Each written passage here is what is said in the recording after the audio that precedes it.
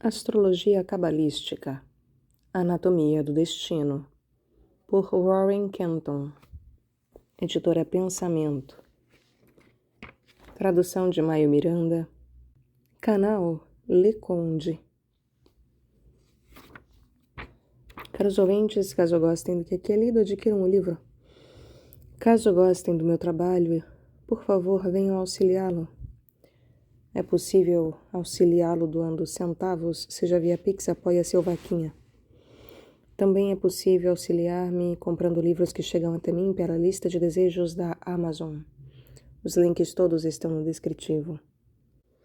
Peço para que, por favor, curtam, compartilhem, comentem e inscrevam-se no canal caso já não tenham feito. Tudo isso gera engajamento e faz muita diferença. Muito obrigada pela presença. A todos uma boa escuta.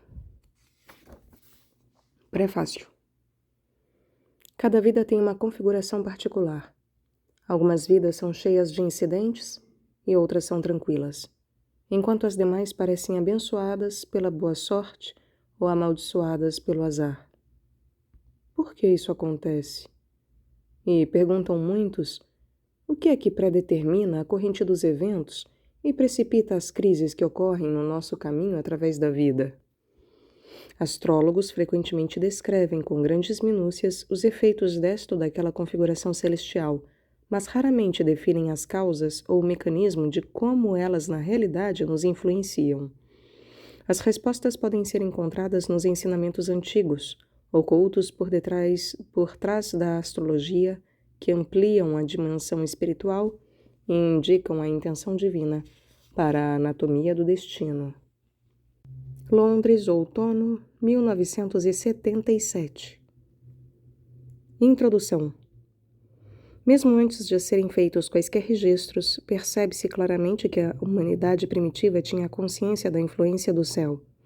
Muitos dos primeiros monumentos foram alinhamentos de pedras que marcavam os ritmos do Sol, da Lua e das constelações. Esta observação dos movimentos celestes em relação com o giro das estações, metodicamente estudados durante muitas gerações, transformou-se num importante conjunto de conhecimentos em quase todas as culturas em desenvolvimento.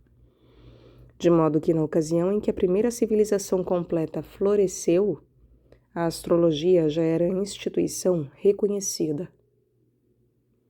Provavelmente a maior descoberta do período inicial, de cotejo dos padrões celestes, foi a observação das posições dos planetas e sua correspondência com diferentes acontecimentos terrestres sucedidos na história de povos e nas vidas de indivíduos. A descoberta destas ações recíprocas sutis trouxe o conhecimento das diferentes qualidades de influência celeste.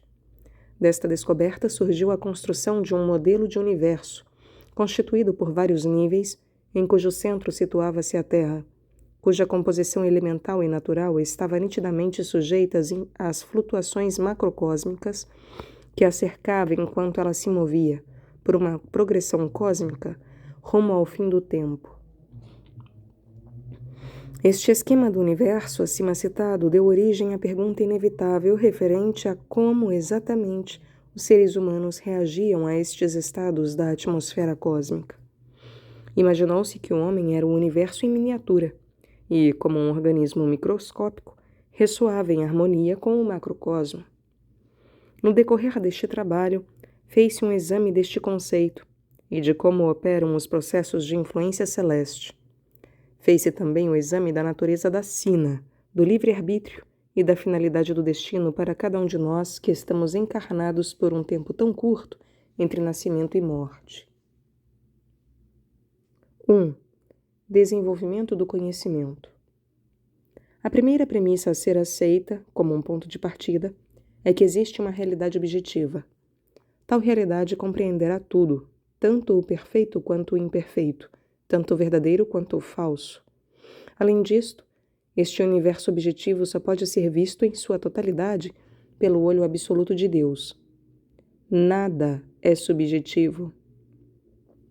Qualquer ser dentro do universo poderá percebê-lo com um grau de objetividade maior ou menor.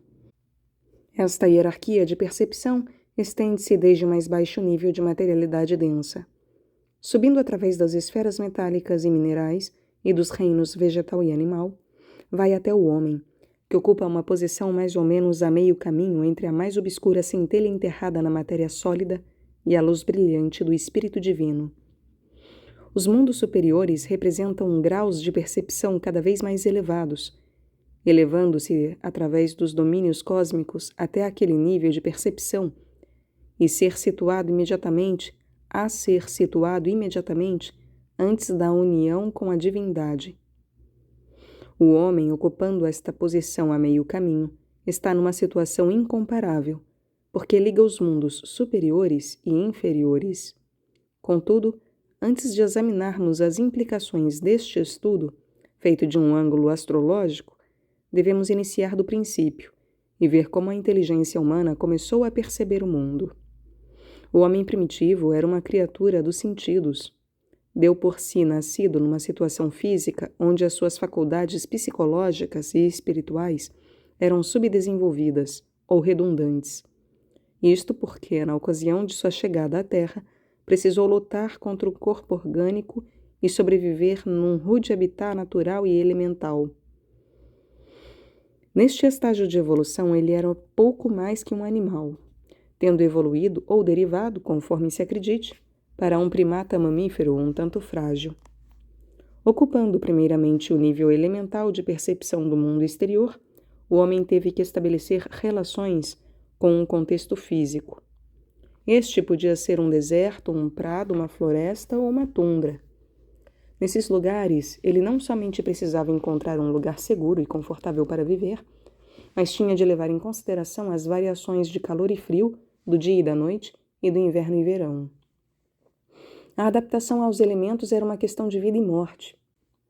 Os 5 sentidos propiciaram-lhe uma imagem essencialmente física do mundo que o rodeava. O nível seguinte de percepção foi a parte vegetal da sua natureza encarnada.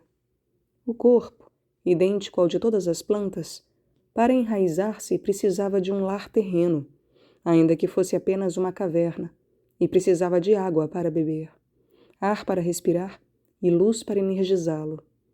Assim, seu aspecto vegetal era amparado pelos 4 elementos. Isso também queria dizer que ele estava sob o comando de 2 conjuntos de leis: o elemental, que o confinava dentro de determinada escala de possibilidades físicas, e o vegetal, que o mantinha no rigoroso ritmo de acordar, dormir, comer e excretar, e um tempo de vida constituído por nascer, amadurecer, reproduzir-se e morrer. Todos esses fatores dominaram-lhe a vida e formaram a base da sua imagem do mundo. Acima do problema fundamental da sobrevivência, vinha a parte animal da sua constituição. Esta diferia radicalmente dos níveis elemental e vegetal, por ter um nível mais sutil de percepção. A inteligência animal é essencialmente social. Ela se relaciona primeiramente com os progenitores ou grupo e admite a associação. Contudo, a maior diferença entre o reino animal e os 2 reinos inferiores talvez seja o fator mobilidade. Com essa vantagem, a criatura pode acrescentar uma dimensão à sua localização. Muito embora as plantas possam voltar-se em direção à água, ao ar ou à luz, elas são essencialmente estáticas, enquanto que o animal não o é, e assim a sua percepção móvel do mundo é totalmente diferente. O homem primitivo não somente possuía esta dimensão móvel, mas tinha ainda uma outra, porque apenas ele, entre todas as criaturas presas à terra, podia considerar coisas no abstrato. Desse modo, enquanto o homem era fisicamente governado por leis elementais e naturais, ele também pôde elevar-se acima delas. Isto foi possível porque tinha habilidade para ver-se observando. Ora, embora se saiba que os animais sonham, não há nenhum sinal de que eles possam pensar fora dos seus padrões instintivos inerentes. Além do mais, não têm habilidade para adaptar-se ou aprender tão rápida e profundamente quanto o homem, e sendo assim, ainda estão mais ou menos sob as leis da terra elemental e orgânica. Por outro lado, o homem evoluiu da condição de escravidão sensual de momento por momento para a possibilidade de considerar o que acontecera no passado e o que poderia ocorrer no futuro. Isto é provado pela presença, até mesmo entre as mais primitivas das tribos, de histórias a respeito de eventos ocorridos há longo tempo e adivinhações acerca do que está para vir. Esta faculdade de projeção consciente para a frente e para trás dentro do tempo é desconhecida nos outros reinos orgânicos, que só vivem dia por dia. Uma tal percepção do que não é aqui e agora deu origem a uma percepção ímpar de um mundo não físico. Deste ponto de partida da dimensão sensual surgiu a crença em que, por trás de cada fenômeno elemental e de cada espécie vegetal e animal, existe uma inteligência invisível, em que, na verdade, havia um mundo sobrenatural acima do mundo natural. Isto deu origem, e isso aconteceu em todo o globo, a toda uma coleção de seres espirituais que governavam as várias manifestações do universo. Baseadas nisto, desenvolveram-se mitologias que misturaram a história do povo com as ações dos deuses. Esta apreciação do universo não era sensual, mas sim emocional.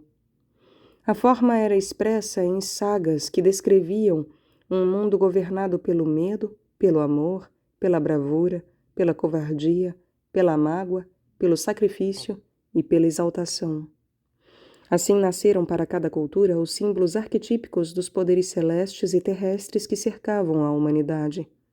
Primeiro vieram as divindades principais da terra e do céu, e depois os deuses menores, dos elementos, dos animais e das plantas. Este panteão foi lentamente lotado por deuses individuais de determinados rios ou montanhas, e mais tarde, conforme o céu foi sendo visto como algo mais do que um pano de fundo para as divindades do Sol e da Lua, as constelações e os planetas foram envolvidos numa variedade muito especial de mitologia.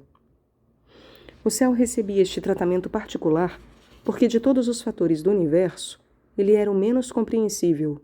Para começar, era a coisa mais remota que existia no ambiente, e tinha um mistério que ia muito além da mais inacessível praia terrena ou cadeia de montanhas.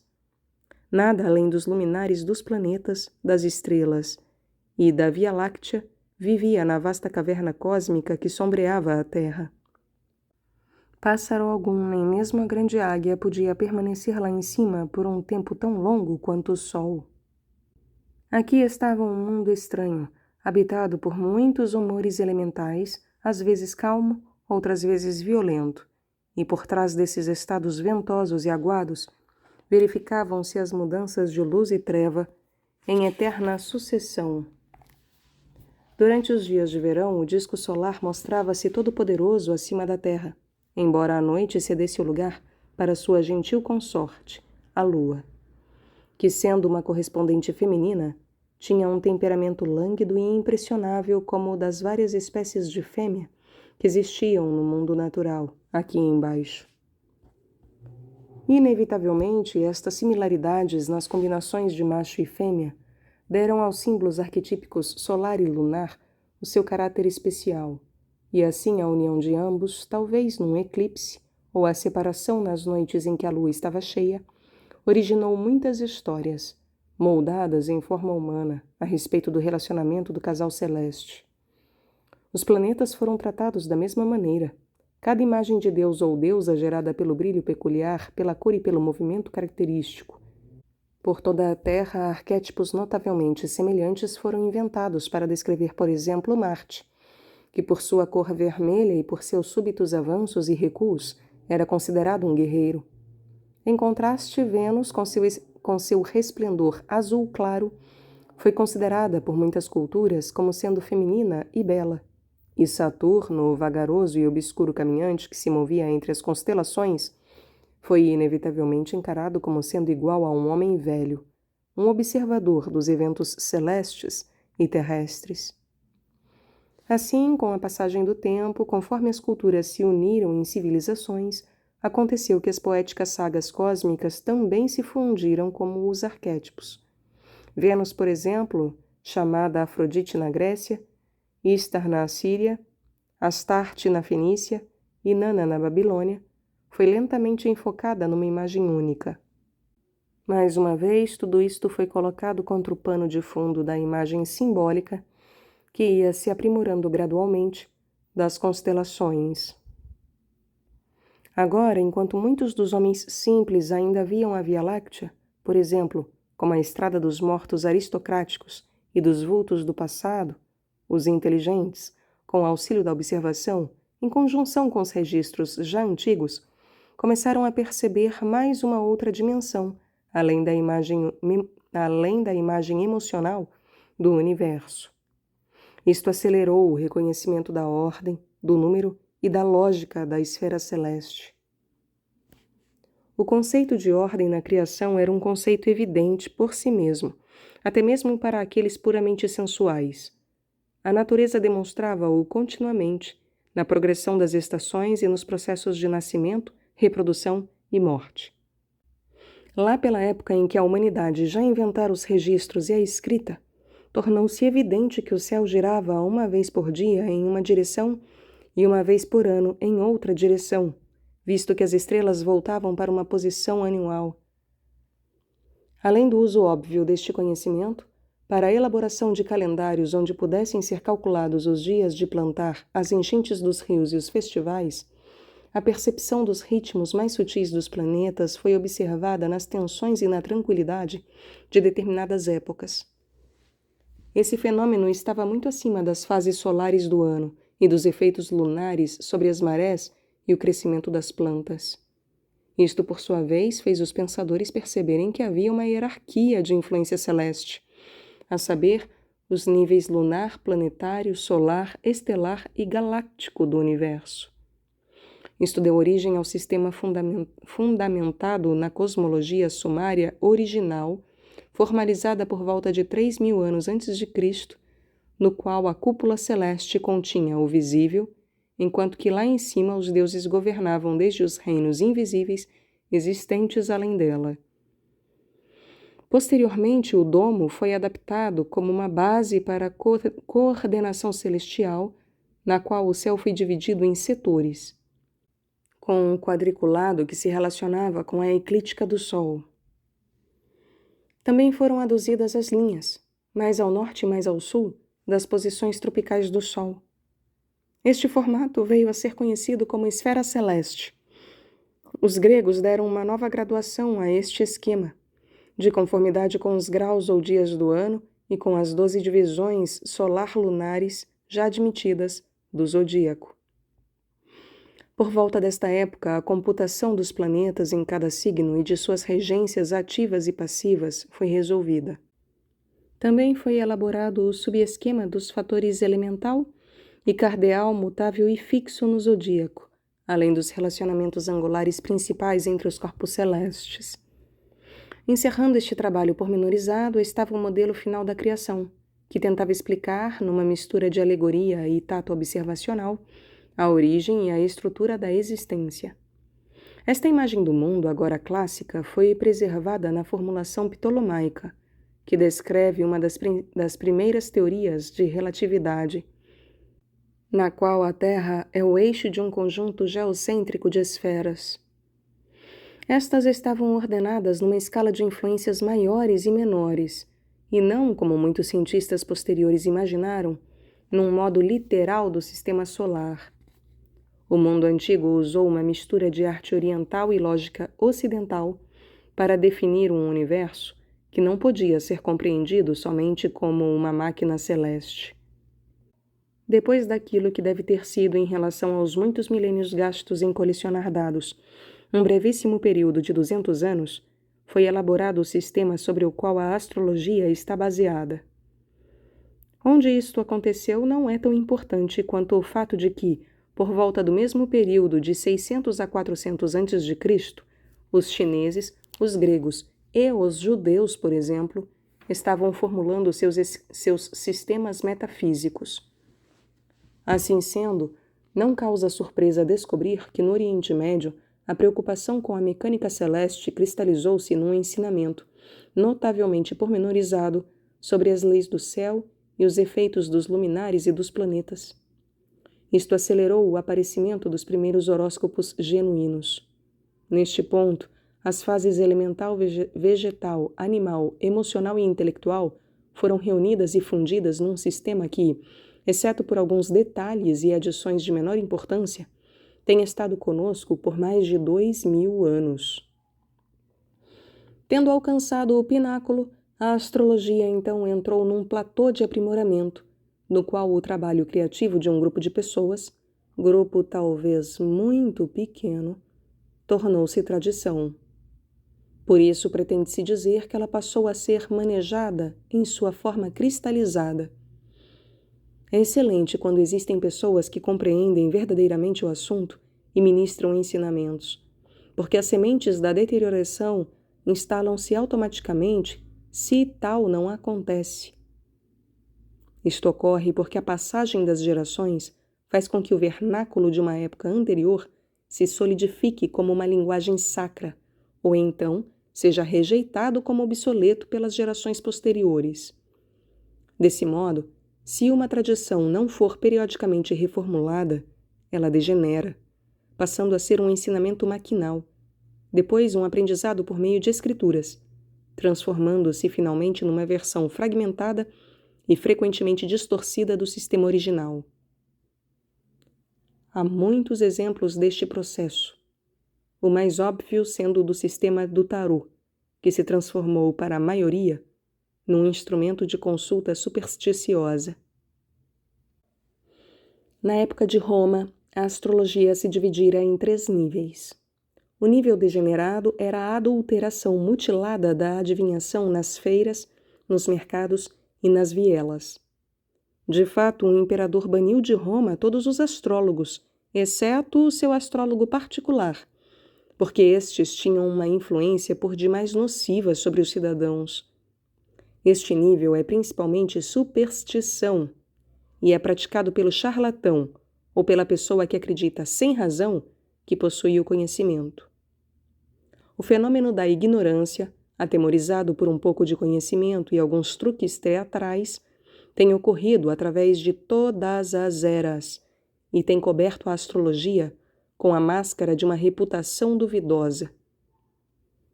As 2 outras classes de astrólogos poderiam ser classificadas como a erudita e a sábia. A primeira constitui o grupo principal de profissionais. Eles são aquelas pessoas que, através das gerações, dão continuidade à tradição e coletam os dados altamente valiosos que são usados pelos últimos, que especulam e aprofundam a arte e ciência.